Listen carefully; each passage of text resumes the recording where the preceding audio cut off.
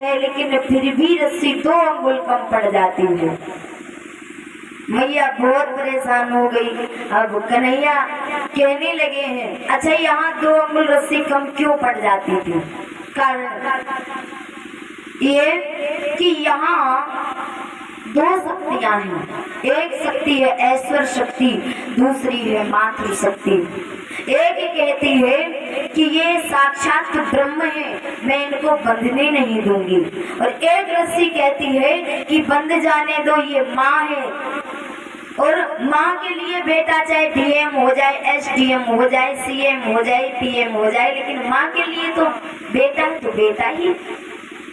माँ तो ये समझ रही है मेरा लाला है, मैं इसे बांध कर रहूंगी। तो एक शक्ति कहती है कि ये माँ है, मैं बांध कर मानूं। दोनों शक्तियां आपस में भिड़ी हुई हैं, टकरा रही हैं, इसलिए 2 अंगुल रस्सी कम पड़ जाती है।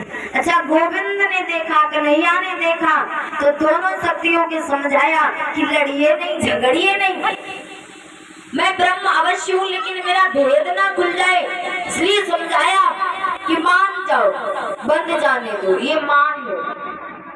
जब दोनों शक्तियों को गोविंद ने समझाया तो मातृ शक्ति कहती है कि ये हमारे गोपाल बन के आए हैं, कोई बात नहीं, बंद जाने दूंगी मैं। आज मैया ने जब गोविंद ने उन्हें समझाया दोनों शक्तियों को, तो कन्हैया फिर बंद जाते हैं। जब ओखल से मैया ने बांध दिया, अब मैया कहने लगी अब ठीक है, अब लाला तू ये ओखल से बंधा रहेगा, तब तक हम घर का सारा काम निपट लूंगी। अब मैया चली माखन को बनाने लगी है। माखन को बनाने लगी है तो लाला बड़ो नटखट है, कन्हैया को चैन नहीं आया, बंधे उखल से, लेकिन फिर भी कन्हैया ने क्या किया कि थोड़ी सी ताकत लगाई, फिर ताकत लगाई, हुआ ऐसा कि ओखल जो था वो गिर गया।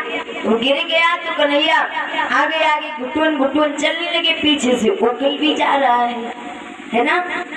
जब घुटुन चले हैं तो क्या देखा है कि बाबा नंद के द्वार पर 2 वृक्ष खड़े हैं, एक यमला अर्जुन के वृक्ष, दूसरा अशोक वृक्ष है।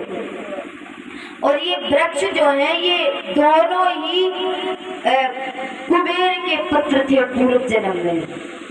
और एक बार जे किसी ताल सरोवर में स्नान कर रहे थे, नग्न अवस्था में अपनी पत्नियों के साथ में, तो देव ऋषि नारद वहां पर उनका आगमन हुआ।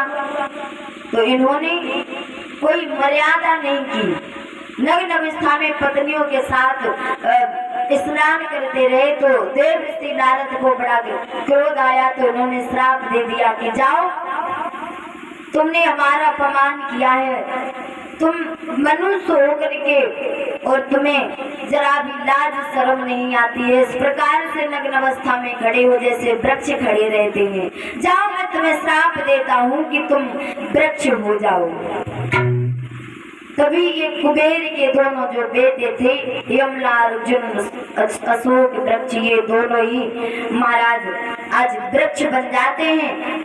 जब वृक्ष बनने का इन्हें श्राप मिल गया तो दोनों ने कहा कि हे देव ऋषि नारद, आपने श्राप तो दे दिया, पर ये बताइए कि क्या हम सदियों फिर वृक्ष ही बने रहेंगे, क्या हमारा उद्धार नहीं होगा?